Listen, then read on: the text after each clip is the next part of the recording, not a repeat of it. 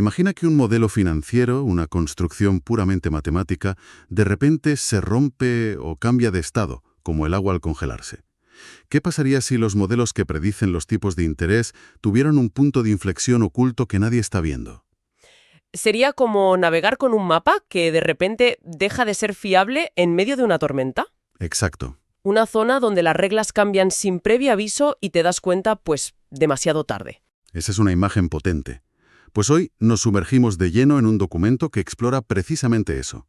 Se trata de un paper académico de Dan Pirjold titulado Transición de fase en un modelo funcional de Markov log normal. El objetivo es claro.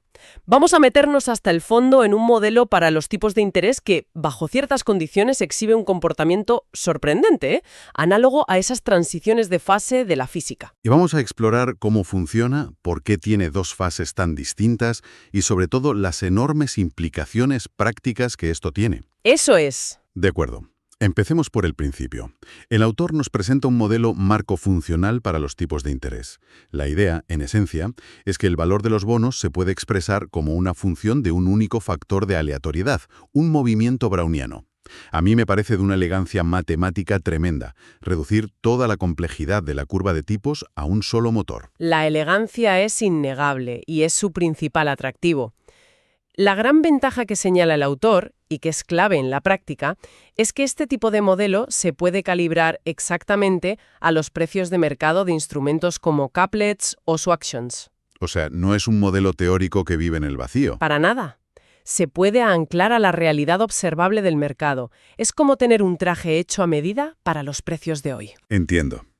Pero si es tan elegante y se ajusta tan bien, suena demasiado bueno para ser verdad. Y aquí es donde el autor introduce una simplificación que a mí me genera una pregunta. Para poder analizarlo a fondo, asume una volatilidad constante en el tiempo. Exacto. Y esa es la primera y más importante advertencia. Es una simplificación enorme. En los mercados reales la volatilidad es de todo menos constante. Claro, cambia con el tiempo, tiene picos, valles, depende del plazo. De todo. Entonces, aquí me surge la duda. Si el supuesto de partida es tan irreal, ¿por qué deberíamos tomarnos en serio un fenómeno que podría ser simplemente un fantasma matemático, un artefacto de esa misma simplificación? Es la pregunta fundamental que recorre todo el documento. El autor es muy consciente de ello. Su argumento es que, para aislar y demostrar la existencia de esta transición de fase, necesita un entorno de laboratorio controlado, y la volatilidad constante se lo proporciona. Es un compromiso, entonces. Es un compromiso. Sacrifica realismo para ganar claridad analítica. La idea es que si el fenómeno existe en el caso simple, podría persistir quizá de forma más sutil en modelos más complejos. Tenemos que tener esto en mente todo el tiempo. ¿Estamos viendo una propiedad fundamental o una curiosidad de laboratorio? Vale, acepto el trato. Sacrificamos realismo a cambio de poder ver algo que de otra forma estaría oculto. Entonces, ¿cuál es el premio que consigue el autor a cambio de esa simplificación?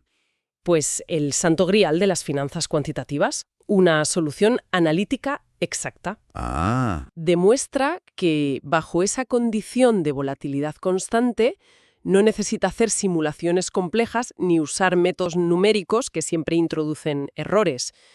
Tiene la fórmula precisa, una solución cerrada. ¿y cómo llega a ella? ¿Menciona un método de solución recursiva? Es un enfoque muy ingenioso. En lugar de simular miles de caminos posibles desde hoy hacia el futuro, lo que es computacionalmente muy costoso, empieza por el final. Por el vencimiento. Exacto. En la fecha de vencimiento de un bono, su valor es conocido, es 1. A partir de ahí, va trabajando hacia atrás en el tiempo, paso a paso, calculando el valor en cada nudo temporal anterior. Para ello, necesita calcular unos coeficientes C y J y unos LIBORs ajustados por convexidad, LG. El cálculo de todos esos coeficientes suena como una pesadilla algebraica. Lo sería. Y aquí es donde el autor introduce la herramienta que lo cambia todo. Una función generadora, FIX. Vale. Y no hablamos de una pequeña ayuda. Sin esta función, estaríamos manejando matrices de coeficientes con miles de números para cada paso temporal. Sería un infierno computacional. Entiendo. Con ella, toda esa información se empaqueta en una única expresión, un polinomio. De repente, el problema se reduce a trabajar con una sola función, algo mucho más directo y elegante. Y es esta herramienta la que, como un microscopio, le permite ver la estructura oculta del modelo. De acuerdo. Entonces, usando este microscopio matemático, ¿qué es lo que descubre? Descubre el corazón del paper. El modelo no se comporta de una única manera. Tiene dos personalidades, dos fases completamente distintas, y el interruptor que las cambia es el nivel de volatilidad. Vamos a describirlas. Por un lado está la fase 1, la de baja volatilidad. Aquí todo es normal y predecible. Los ajustes por convexidad, que son el impacto de la volatilidad en los tipos esperados, tienen una forma exponencial suave. Es el comportamiento estándar que cualquier profesional esperaría de un modelo log normal. Si lo imaginamos como un río, sería uno que fluye tranquilo con una corriente predecible. Exacto. Pero luego está la fase 2, la de alta volatilidad. ¿Qué pasa cuando se cruza el umbral? El río se despeña por una cascada. El comportamiento cambia de forma radical. Los tipos de interés ajustados, los LI, colapsan de forma mucho más abrupta de lo que dictaría la intuición. Prácticamente se desvanecen en el centro del periodo de simulación. O sea, no es una simple aceleración de la caída. No, es un cambio de estado cualitativo. Y lo más llamativo, según entiendo, es que la transición no es suave, no es gradual. Para nada. Y eso es lo que lo hace tan fascinante y, bueno, tan peligroso. Si miras la figura 2 del documento, que representa una de las variables clave del modelo log-ni frente al parámetro de volatilidad psi, no ves una curva suave. Ves una línea recta que en un punto muy concreto se quiebra. Se quiebra y cambia de pendiente bruscamente. Hay un codo, un punto de ruptura. A ese punto exacto, el autor lo llama la volatilidad crítica, psi-ECR. Esto me recuerda a lo que a veces se oye sobre los flash crashes en los mercados, donde el comportamiento cambia de forma casi instantánea, sin una transición suave. ¿Podría haber alguna conexión conceptual? ¿La idea de que los sistemas pueden tener estos puntos de ruptura ocultos? Es una analogía muy pertinente. Aunque el mecanismo de fondo es diferente, la idea es la misma. Un sistema que parece estable puede contener una inestabilidad latente que se activa de forma súbita cuando un parámetro, en este caso la volatilidad, cruza un umbral crítico. Claro, nos obliga a pensar si los cambios drásticos que vemos en los mercados son siempre por factores externos, o si a veces pueden ser propiedades intrínsecas de la propia dinámica del sistema. Para explicar este punto de quiebre, el autor hace algo que me parece asombroso. Se va de las finanzas y recurre a la física teórica de los años 50, a la teoría de Li Yang sobre transiciones de fase. Me parece increíble la conexión. ¿Es común en finanzas cuantitativas ir a buscar soluciones en la física teórica? ¿O fue una genialidad aislada del autor? Es más común de lo que parece, sobre todo en el campo de los derivados. La ecuación de Black-Scholes, por ejemplo, es análoga a la ecuación del calor de la física, pero este caso es especial. No es solo una analogía matemática, es una analogía conceptual muy profunda. A ver. La idea de Li y Yang fue revolucionaria. Para entender por qué el agua se congela, en lugar de mirar el agua, estudiaron los ceros de una función matemática abstracta en el plano complejo. Expliquemos eso. El autor aplica esta idea a su función generadora. La analogía sería que esta función tiene unos ceros, puntos en el plano complejo donde su valor es cero, y a medida que la volatilidad, el pi del modelo, aumenta, estos ceros se mueven. Exacto. La figura 3 del paper lo muestra de forma visual y brillante. Los ceros son como un enjambre de puntos de colores. Con baja volatilidad están flotando tranquilamente en el plano complejo, lejos del eje real. Vale. Pero a medida que aumentas la volatilidad, el enjambre se deforma y se acerca al eje. La transición de fase, el momento de la verdad, ocurre en el instante preciso en que el cero más cercano toca o pellizca el eje real. Y ese contacto es el que provoca el cambio de comportamiento. Justo. Ese contacto es el que provoca el cambio de comportamiento brusco en el modelo. Es un mecanismo de una belleza increíble, una singularidad matemática en un plano abstracto que se manifiesta como un cambio de régimen en el mundo financiero del modelo. Y se puede calcular con precisión. La volatilidad crítica psi-CR es aquella que satisface la ecuación exp psi-CRT I igual a z, donde z es justo ese punto en el eje real donde el cero hace contacto. Entiendo. Sí tiene un salto. Y esa es, por definición, una transición de fase de primer orden. El modelo se rompe, pero lo hace de una forma perfectamente predecible si sabes dónde mirar. De acuerdo. Hemos establecido que el modelo tiene este comportamiento oculto, esta especie de interruptor. Pero vamos a lo crucial. ¿Qué implicaciones prácticas tiene esto? ¿Por qué debería importarle a alguien que gestiona riesgos o valora derivados en un banco? Porque aquí llega la advertencia más seria del documento.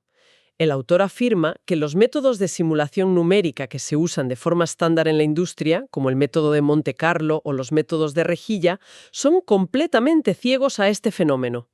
Es el escenario de pesadilla de un quant. La figura 4 lo explica a la perfección. Muestra la función que se integra numéricamente para obtener los valores esperados. Ujú. En la fase 1, la de baja volatilidad, esta función tiene la forma de una campana de Gauss con un único pico centrado en el origen. Un simulador de Monte Carlo explora eficientemente esa zona, donde está toda la chicha, y obtiene el resultado correcto. Es el comportamiento esperado, el libro de texto. Pero cuando se cruza la volatilidad crítica y entramos en la fase 2, la forma de esa función cambia drásticamente. Desarrolla un segundo máximo, un segundo pico. Ajá. Pero este pico no aparece cerca del centro. Aparece en valores increíblemente lejanos y poco probables de la variable aleatoria. En el ejemplo del paper, este segundo pico emerge a casi 10 desviaciones estándar de la media. 10 desviaciones estándar. Eso es un evento de cola remotísimo, un cisne negro dentro de la propia matemática del modelo. Precisamente. Y ahí está el problema. Un simulador de Monte Carlo estándar está diseñado para ser eficiente, para muestrear las zonas donde reside la mayor parte de la probabilidad, es decir, alrededor del pico central. Claro. No está diseñado para irse de excursión a 10 desviaciones estándar a ver si encuentra un pico oculto. Sencillamente no lo verá. El simulador seguirá trabajando en la zona central, ignorando por completo que el valor de la integral ahora está dominado por ese segundo pico lejano. Con lo cual, el analista de riesgos que está ejecutando la simulación vería en su pantalla un resultado que parece razonable, que no da ningún error, pero que es fundamentalmente incorrecto. Incorrecto, sí. Porque se está perdiendo la parte más importante de la historia. El modelo estaría operando en su fase rota y el usuario pensaría que todo es normal. Ese es el peligro. Ese es el peligro. El resultado de la simulación estaría subestimando drásticamente el comportamiento real del modelo sin dar ninguna señal de alarma. Es un fallo silencioso y catastrófico. Entonces, el modelo tiene un límite práctico. Exacto. Tiene un límite práctico de aplicabilidad. Hay una volatilidad máxima permitida por encima de la cual las herramientas estándar fallan. Y este límite no es un número fijo. Como muestra la tabla 1, depende de la duración de la simulación, del tamaño de los pasos de tiempo y del nivel inicial de los tipos. Los ejemplos de esa tabla son muy concretos. Para una simulación a 10 años, con tipos al 5% y pasos trimestrales, la volatilidad máxima que el modelo aguanta es del 20,93%. Y un 21% de volatilidad en los tipos de interés no es una cifra de ciencia ficción, ¿eh? En periodos de estrés de mercado, como en 2008 o durante la crisis de la COVID-19, se han alcanzado y superado esos niveles. La advertencia es brutalmente clara. Es que en las condiciones de mercado en las que más necesitas que tus modelos sean fiables, es precisamente cuando este y potencialmente otros similares podrían dejar de serlo de una forma indetectable. De acuerdo, hemos cubierto mucho terreno. Vamos a intentar sintetizar todo esto. Si tuviéramos que destilar la esencia de este análisis, ¿con qué nos quedaríamos? Sino sobre la propia naturaleza de los modelos matemáticos en finanzas. Es verdad. Por un lado vemos la belleza y el poder de un modelo que, bajo ciertas condiciones, se puede resolver de forma exacta, y cómo esa solución exacta revela un comportamiento dual, dos fases separadas por un punto de quiebre muy definido. Y por otro vemos cómo esa misma elegancia esconde una fragilidad tremenda. La analogía con la física de Li Yang es brillante porque nos permite entender el mecanismo de la ruptura, ese movimiento de ceros en el plano complejo.